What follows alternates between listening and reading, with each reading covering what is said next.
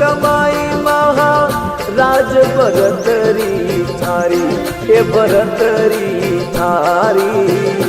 हे ईश्वरी रे कारण जोग फकीरी धारी, हे मालिक रे कारण जोग फकीरी धारी। हुई सफल कमाई महा राज भरतरी थारी, भरतरी थारी।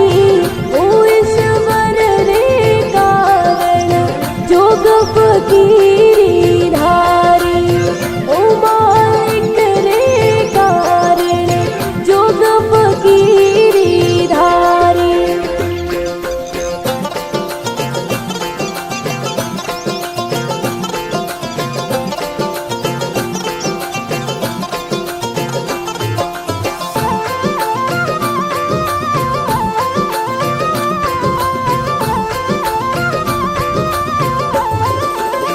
ओ राजा सुता महल रे माय तृष्णा जागी, ए तृष्णा जागी।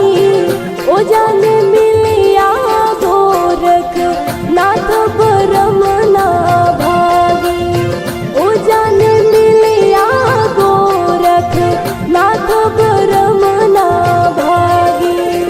ओ राजा जावो शहर रे माई दे आवो फेरी, ए दे आवो फेरी। रानी पिंगला ने कही जो मात करो मत देरी, रानी पिंगला ने कही जो मात करो मत देरी।